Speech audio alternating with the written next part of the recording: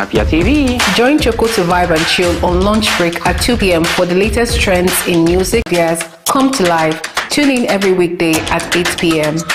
Do not miss Afia TV Official, your perfect dose of laughter, where they discuss what is currently trending on social media every day at 5:30 p.m. on Afia TV. But in this economy, the savings will save you, man. And that's not all. Stay tuned for more exciting shows on Afia TV. Catch us on DSTV channel 254 and GoTV channel 17.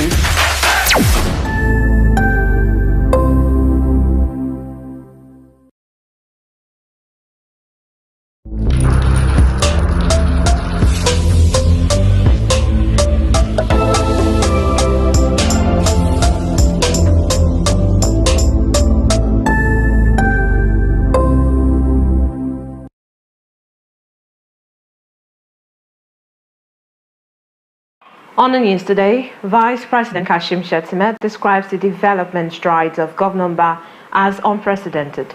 In Abuja, President Tinubu emphasizes for a secured Sahel region to improve Nigeria's security. And on the business news, African Development Bank plans to produce an additional 120 million tons of food by 2025. On the international front, Elon Musk to attend Trump's rally in Butler later this week. Good afternoon and many thanks for joining me on the news today. I am Marvelous Apwamaga, reaching you live from Enugu State, Nigeria.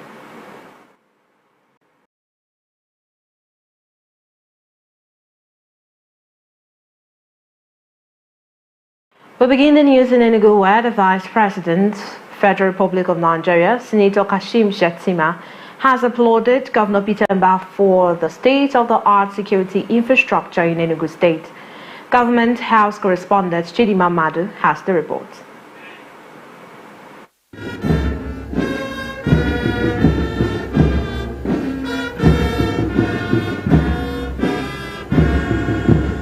On his arrival, the Vice President of the Federal Republic of Nigeria, Senator Kashim State Government at the Akanibem International Airport. Senator Shettima toured Anamco Institute, International Conference Center, and commissioned the Enugu Fashion Garment Hall and the Micro, Small and Medium Enterprise Clinic. He applauded Governor Mba for what he has achieved within a short period of time, saying this MSME is the backbone of global economy and ensured that the state will receive the desired support.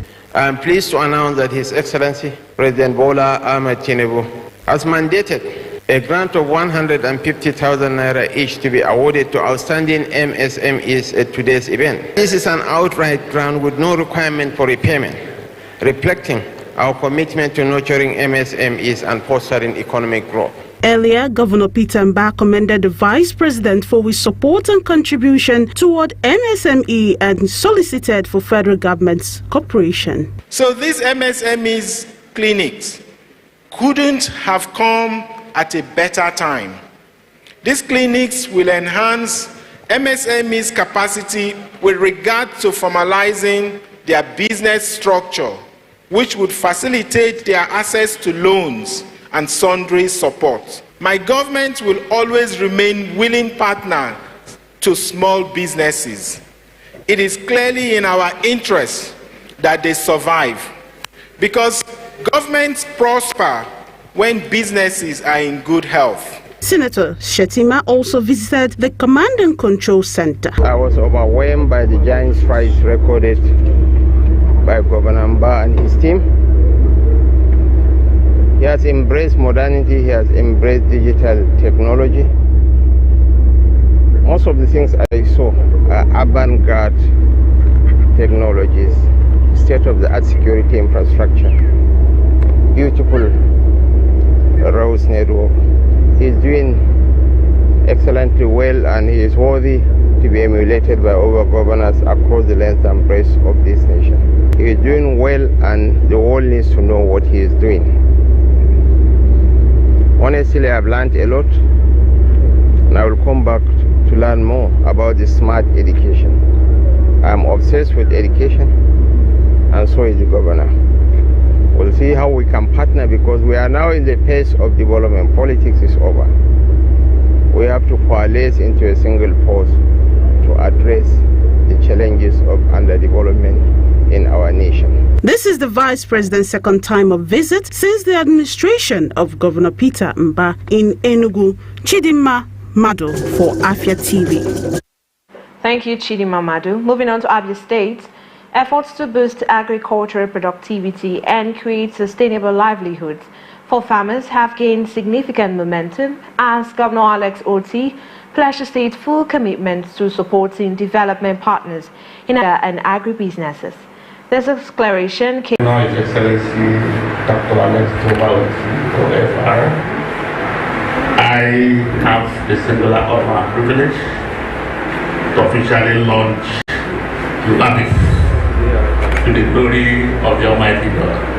Thank you very much. The project focuses on improving the livelihoods of smallholder farmers by providing them with modern farming techniques, access to markets, and National Project Coordinator Dr. Sane Abiodun, represented by the National Agribusiness Promotion Coordinator Mrs. Antonia Esenwa, said the aim was to create an ecosystem that would continue to provide opportunities. Our focus today is to ensure that all actors in the value chain, that is the farmers, the suppliers, the processors, financial institutions, markets and policy makers are equipped to collaborate and build a robust ecosystem that drives agricultural growth beyond the confines of this project. The initiative has a particular focus on empowering youth and women-headed households in agriculture and thus boost food security and economic sustainability. Our project's development objective is simply to enhance income, food security through agri-enterprise development on a sustainable basis. In the course of empowering our youth, we deployed a model we call the incubation or the incubator model. In fact, our project seems to be the first in the entire world that have used that to empower other youths or empower people within the developing countries and developed countries. From the Igbo apprenticeship model, Eba Boy. One of the good things we need to know is that the Eba Boy thing has even gone far that Harvard Business School has recognized that model as one of the sustainable empowerment models that they have now proposed to other developing countries outside Nigeria and outside Africa to deploy it as a model that have over years been seen to empower people who are younger. Stakeholders at the forum shared insights into sustainable farming, agribusiness financing, and innovative techniques to help local farmers scale their operations. What the Bank of Industry does primarily is financing your equipment. You know, the federal government has done it in a way that our partners, the Bank of Agriculture, helps you with your products, then producing your products, and our goal is to provide the machines, the equipment to help you process your products. Those people that know you, they will know the kind of human being you are. We have in credit delivery, we have met it. Somebody can be very, very good. He say he will pay, but when that money comes, he will refuse to pay. Not that the money is not there. So we want people, you go under some scrutiny.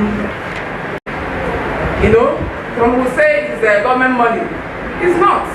In that, we really want to identify with those real farmers and assist them in what they need. You cannot fold your hands and watch the middleman and women destroy your business. So you have to do something. One thing I want to the beneficiaries, especially the young people here, is that we should open up the conversation with government through the Ministry of Agriculture to strengthen offtake. We shouldn't bother the young people with producing and having gloves and then the people to run ahead to sell. They should first production, one government of tax, and now say to the public, we can start programs in Nigeria and other states, food programs, food voucher and all that, food stamp, where we can get these things. Families are hungry. After has actually been given a lot of concessions concerning the micro businesses because the DG is equally interested in these micro businesses. Giving it concessions to ensure that any form of critical bottlenecks and bureaucratic red tapes are reduced during this registration process for micro businesses.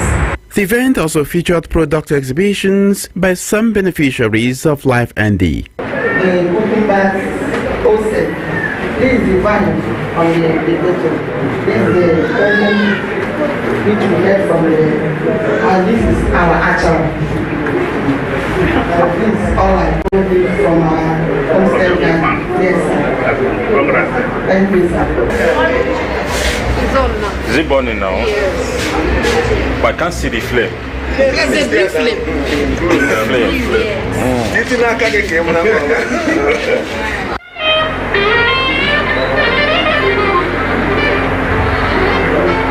Yes. You know, we have a gas generator now. So once it's being transferred, the only thing you remove this one directly to your generator. And you can walk. Yes. Dr. Clement Uwem is a rural institution, youth and gender coordinator at Life ND. The Agribusiness Innovative Forum is an ecology of people who are actors around the food system, not just agriculture this time, who have a lot of role to play.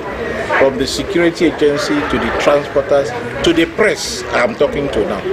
They have a lot to do with agriculture and the food system. And by food system I'm talking about production, consumption, distribution, waste management. So we are putting together this forum in order to help our beneficiaries have access to insurance, to export promotion, to agricultural credit, to off-takers who trust them and can buy off their goods when it is ready for the market, to fellow input suppliers or suppliers of input who can give them pre-financing if it is difficult to access credit from the window of official or bank lending window.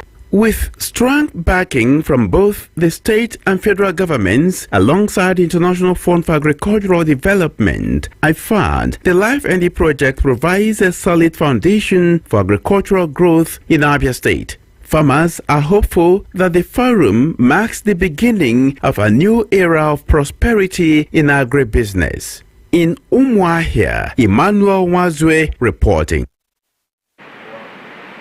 As discussions around protests continue to rise nationwide, many in Aba believe that the Southeast is unlikely to take to the streets. Concerns over regional marginalization, the effectiveness of protests, and fear of violence have left many doubting whether street demonstrations are a viable solution. Our correspondent in Aba, Chibuike Magomba, has the details. In Aba, one of the commercial cities in the southeastern region, several individuals have expressed strong skepticism about the likelihood of the Southeast engaging in street protests. One person highlighted the issue of political marginalization. I don't think the Southeast will engage in any protest, active street-to-street protest because of marginalization. Let's look at history. In 1967, the day the Southeast decided to protest, by the way, the Nigerian government was treating the Southeast. That led to a civil war. Why? Because of the Southeast were seen as enemies of Nigeria. Now, the Tinubu government see Nigeria, the Southeast as enemy. So the day you begin to protest, the day they bring the full arm of the military into the system, to the country, or the place, or the area. Many loss of life and property. So we don't engage in, or we don't necessarily need street-to-street protests. All we need is just dialogue, sincere understanding and listening. Because street-to-street protests in the South does not work. It ends up killing, having more damage or more destruction to life and property. This sentiment reflects a broader feeling of frustration in the region, where many believe their voices are often disregarded. Another view raised questions about the effectiveness of protests as a tool for change. For Dr. Moses, street protests lack the potency to create meaningful results. We have joined severally and nothing happened. Currently, we are Monday's protests, and nothing has happened. So join any other protest is a waste of time. We have developed the capacity to endure, keep enduring.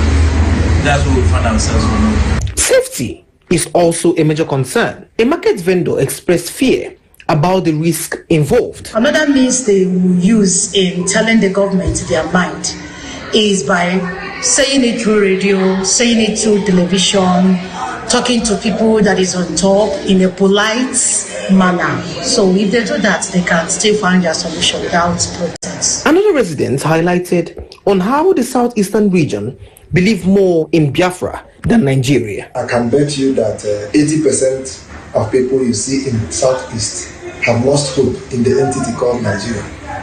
So I don't think there is any reasonable fellow from the Southeast that will join such a protest, because by the end of the day, it is a failed effort that will not yield any result.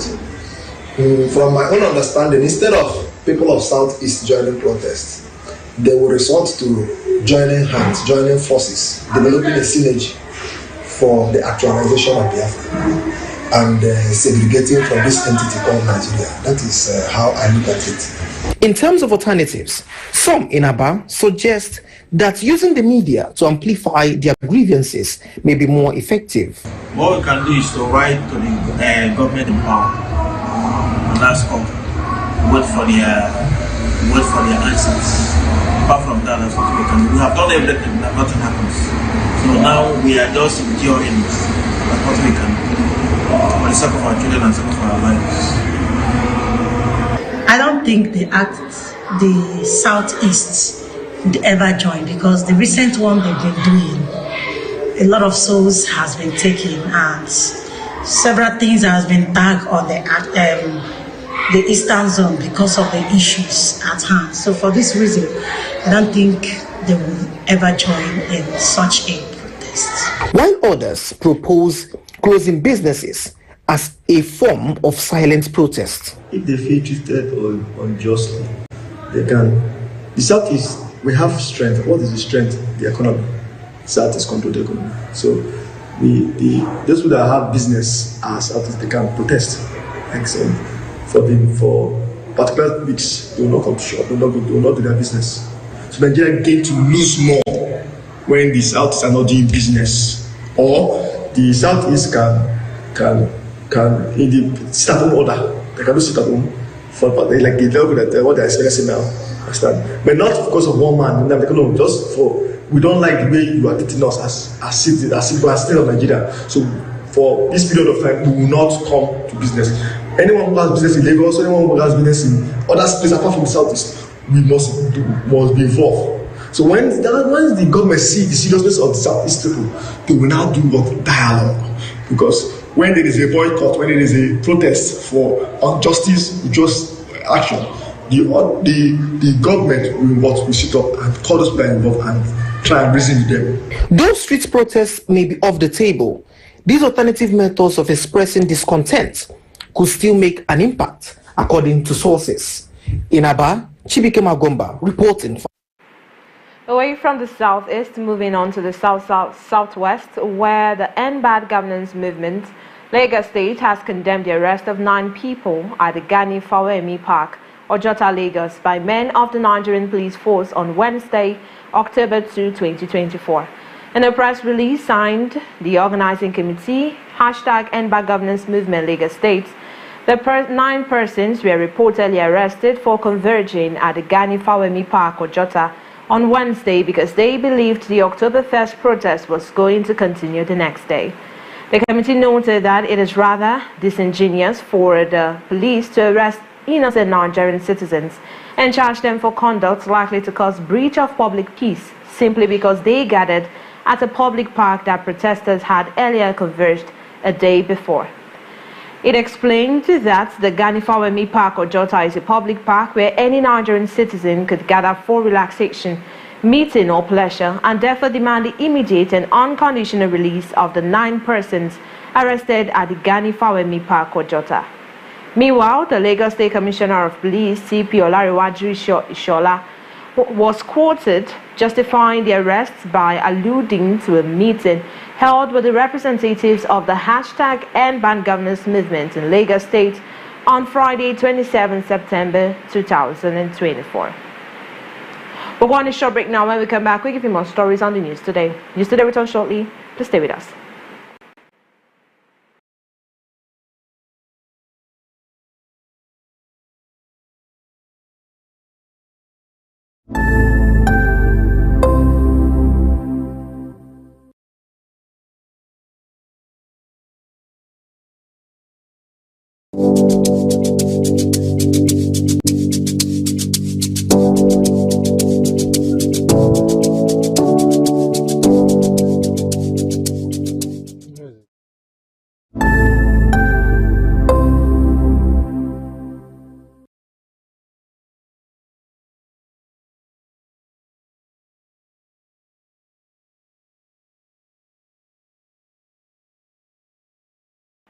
You're still watching News Today right here on Afia TV, and I am Marvelous Apwamaga. Moving on to the national front, President Bola Tinubu has emphasized that a secure Sahel region encompassing Nigerians' neighbors facing a Army Resource Center in Abuja. President Tinubu, represented by National Security Advisor Malam Nuhu Ribadu, stated that Nigeria's strategic position and large population mean that instability in the Sahel significantly affects the country. President Tinubu highlighted his administration's efforts in combating the ripple effects of the Sahel instability, including Boko Haram, banditry, kidnapping, and violent extremism, and noted that both kinetic and non-kinetic strategies have been employed to address these threats. He also called on non-state actors willing to surrender to come forward, offering them a chance to reintegrate if they renounce violence. However, he warned that those who continue to oppose the state will face consequences. In other news, Minister of Information and National Orientation, Mohammed Idris, has called for determination, collaboration, and a united effort to safeguard Nigeria's territorial integrity and contribute to the restoration of peace and stability in the Sahel region. The Information Minister made a call, at the first international conference organized by the News Agency of Nigeria. According to him, Nigeria shares a long and porous border with several Sahelian countries caught up in conflict, thereby making them vulnerable to the effects of the conflict as well as challenging the capacity to maintain effective control over the borders. Idris added that the government is committed to addressing the underlying issues both domestically and in collaboration with international partners. Meanwhile, the Nigerian Senate on Thursday reopened debate on a bill to establish the South-South Development Commission, which was suspended in July. The bill scaled through a second reading during the plenary session. In a fresh twist, the expression of "what is good for the goose is good for the gander" prevailed as the South-South lawmakers made a case for reconsideration of the South-South Development Commission bill. The South-South requires a commission that is exclusively dedicated to a region that understands our unique issues and can craft tailored solutions for them, just like the other 5 geopolitical regions. Another distinction lies in the way funds are allocated. The Niger Delta Development Commission allocates resources to member states based on the quantum of oil production in each state. While oil production remains crucial, it has led to unequal development where states with higher oil output rightly receive a disproportionate share of resources, leaving others behind. At today's sitting, the majority of lawmakers embrace the merits of the commission, asserting that it will be development-based, not resource-based like the NDDC. Where at this point now, Mr. President and my dear colleagues, we are now creating not resource-based centers of development and entities, but development-based entities according to geopolitical zones. And that is why the case is now being made for the consideration of this August Assembly. And I will now, on behalf of all the senators, appeal to all members that we should give this a favorable consideration. As has been rightly said, what is good for the goose is also good for the gander. I urge my colleagues, because of the nature of South-South, if you go to South-South, you cry. If you go to the part of South-South where this oil is being drilled, these people have no water to drink. They have nowhere to cultivate food to eat. So they should be number one in having the developmental commission, because this commission is developmentally based, not oil based, because there are two different things we are doing. We have the hyperbed in Niger and they're operating, and the other developmental commissions are there. So in support of South-South, the habit is on. Even though they have a Niger Delta Development Commission, which is not only serving Niger Delta alone, it serves some part of Southeast and Southwest, like Ondo and Afia and Imo. I think it is a fantastic idea. We need to do a lot. We need to find a situation where we will take development to the grassroots to challenge, to face our. The Deputy Senate President, Barau Jibrin, and a lawmaker from Kogi State, while speaking to the bill, suggested that other oil-producing states could be included in the NDDC, saying the NDDC name could be changed to accommodate more oil states. Since we have created commissions for other zones, like my zone has gotten one, there's nothing wrong, and I support the idea that the commission to take care of the South-South in terms of helping to further develop the zone should be created. That's okay. That said, I will also want the name. Well, thereafter, of course, when the commission has been created, then we'll have to look at the NDC again, maybe change the name to Oil Area Producing Commission, so that will include states like Gombe and Bauchi that are now oil producing. And of course, Kogi, as said by Senator Karimi, can now be brought on board. So the name, Ogun State, and Lagos State, However, President of the Senate, Godswill Akpabio, puts the bill to voice note, and many senators voted in its favor. The bill has been referred to the Committee on Special Duties to report back within 1 week. We'll go on a short break now, and when we come back, we give you more stories on the news. So stay with us.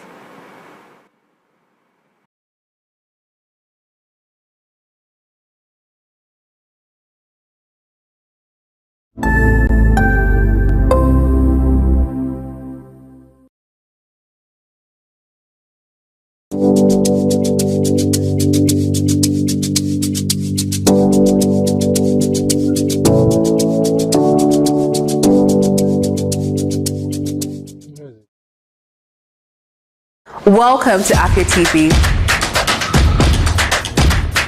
your go-to channel for excellent news and incredible shows that keeps you IEI, that is, informed, entertained, and inspired. Need a break? Ladies and germs, welcome to Lunch Break on Afia TV. Join Choco to vibe and chill on lunch break at 2 p.m. for the latest trends in music and entertainment. Not like I have big money. Dive into the world of innovation and creativity with Rochelle on Anka. It means art in English. Where creative minds and groundbreaking ideas come to life. Tune in every weekday at 8 p.m. Do not miss Afia TV Official, your perfect dose of laughter, where they discuss what is currently trending on social media every day at 5:30 p.m. on Afia TV. But in this economy, the savings will save you, man. And that's not all. Stay tuned for more exciting shows on Afia TV. Catch us on DSTV channel 254 and GoTV channel 17.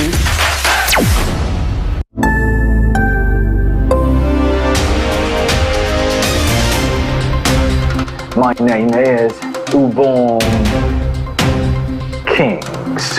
I am Marvelous Apamaga. I am Chioma Akbala. This is not a real market show like this.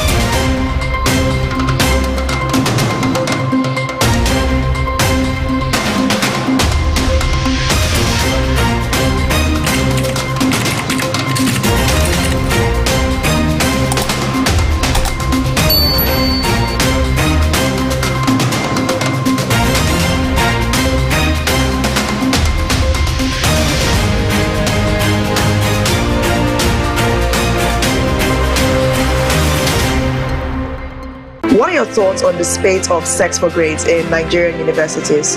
This very issue of owing salary should be criminalized. How can they amplify their voices? People don't have evidence. You want to get to know about it? Have to stay tuned right here on Afia Morning Show to get the pulse and the feel of that.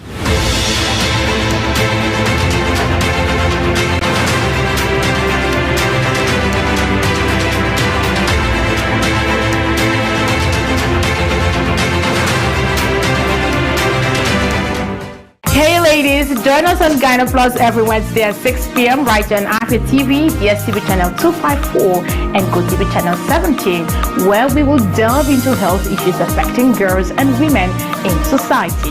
Breastfeeding doesn't even cause breastfeeding. The frequency of breastfeeding means the approach you take to make sure that your well-being is maintained.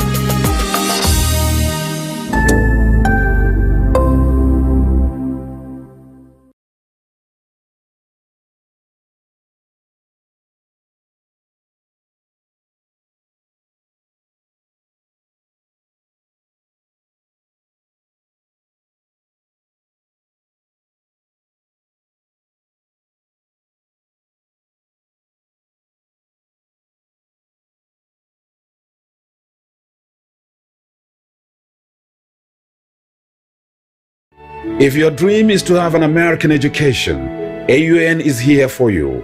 Take advantage of the American-styled education at a fraction of the cost of traveling abroad. AUN maintains small class sizes, academic stability, study abroad, work study, and more at a very safe and conducive learning environment. As a development university, we offer nothing but the best. Get transformed with a liberal arts education, critical thinking, entrepreneurship, and leadership training. With our cutting-edge ICT infrastructure, AUN offers boundless opportunities to our students, preparing them to be the next generation of world leaders. Come to the American University of Nigeria, where students' dreams become Africa's future. Just watching yesterday right here on Afia TV. The American University of Nigeria, Yola, was founded by the former Vice President of Nigeria, His Excellency Atiku Abubakar, in his hometown of Yola, the capital of Adamawa State in northeastern Nigeria. American University of Nigeria, Yola, began operation in October 2004 from its inception. The university was envisioned to focus on development issues and provide an education that combines content reflecting the finest practices of U.S. institutions. AUN was accredited by Nigeria's National Universities Commission in 2008, and it has maintained its accreditation status ever since. The university is commemorating its 20th anniversary. And with me in the studio to tell us more about this university is Dwayne Frazier, the President and Vice Chancellor of the university. You're welcome. Thank you very much. How are you doing today? I am doing wonderful. It rains a lot here, though. I'm used to being up by the Sahara Desert where it's dry all the time, so I keep getting wet as I run out of the car. Okay, so what do you think about Enugu? It is beautiful, and the people are beautiful too. I have so many friends that are Igbos in America, and then here I've been walking around being like, I feel like I'm in the little America because so many people look similar to my African American friends. So, right. And you know, even the Igbo culture has been such an important part of U.S. culture too. So, and it's been great going around seeing some of the schools where the students come from. How long have you been here? Only 2 days, but it has been jam-packed. We get to go visit some of the top schools here, and now get to be on one of the best TV stations. It's awesome. Okay, have you tried our food?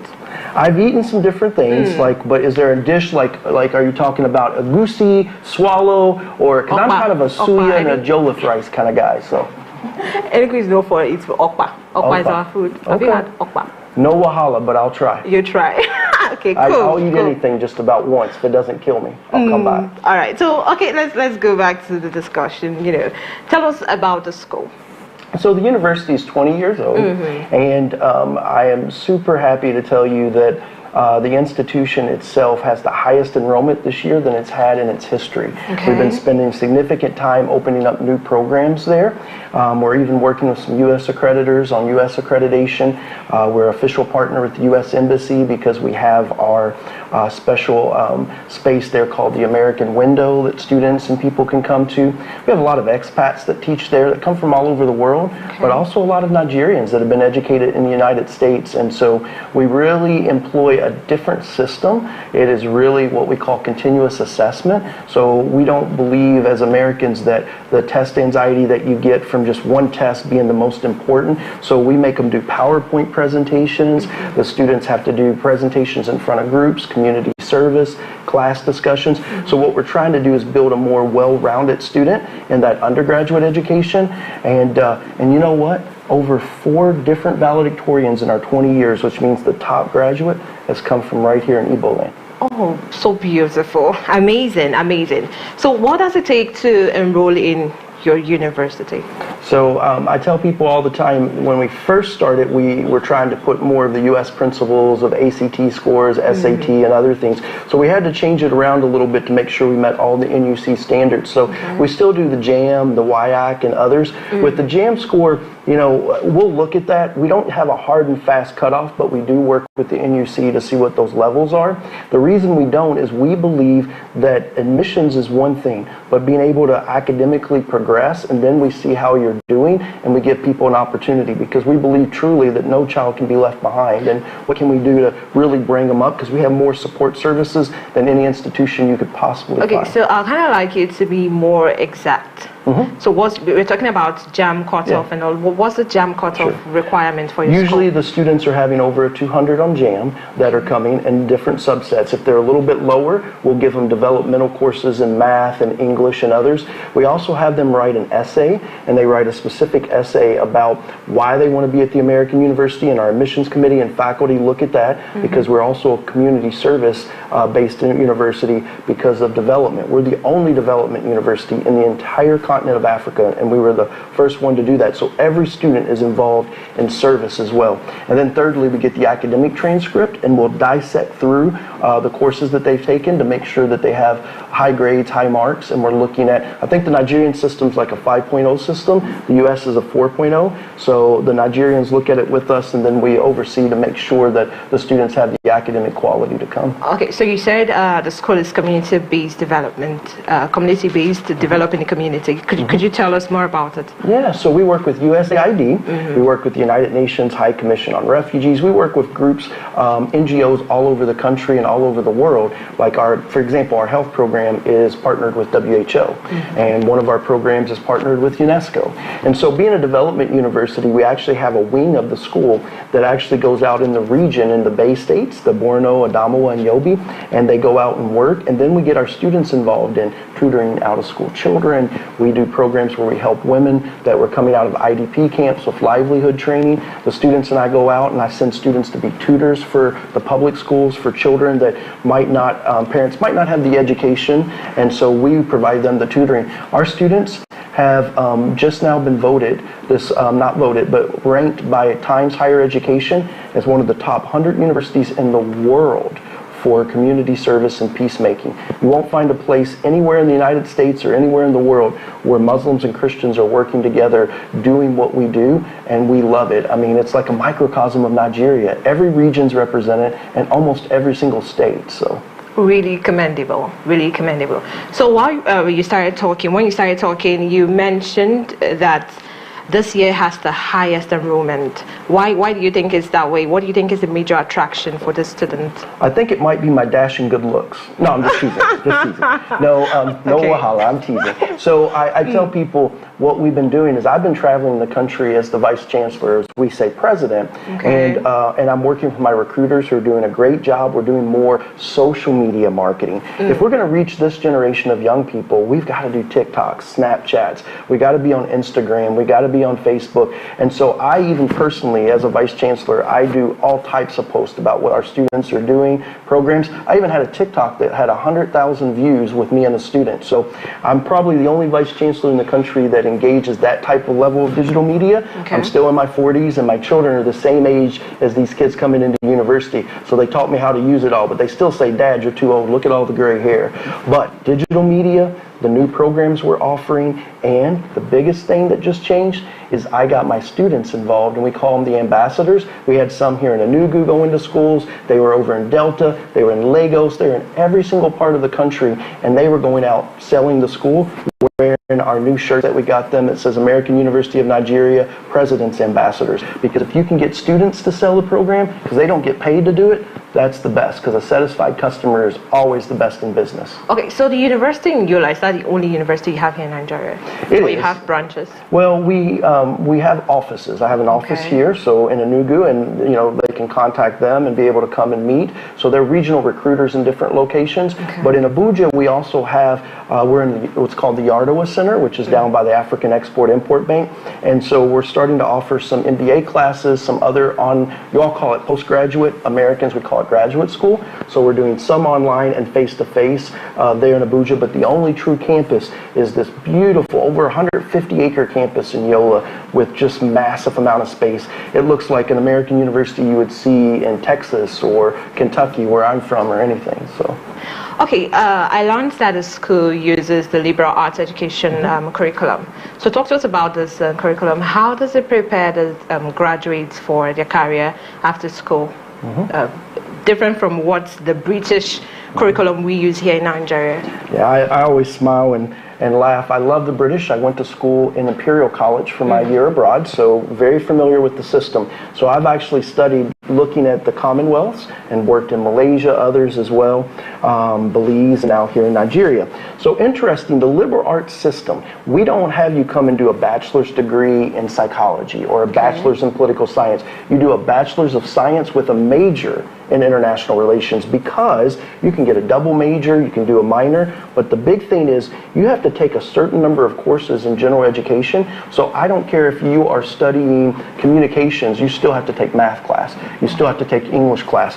We do this, and it's what we call the Renaissance approach. So we're trying to build the students, not just for this major and like, oh, you're going to only become an engineer, only a law, but what we're trying to do is build you for jobs that don't even exist today. And so that liberal arts education, we see our students have a degree in one area. For example, we have a student that graduated that came back here, one of our first sets of graduate communications. He's the CEO and runs Robin Stores here in the community in Enugu. And he graduated not in business, he graduated in communication, but we have entrepreneurship classes, and he wrote a business plan how to expand his business here in this area. His dad looked at it and said, let's try it. And now we have the stores all over Igbo land from one of our graduates. So does the United States Embassy in Nigeria have any physical representation in your campus? It does. It has our special called American Window, American Space.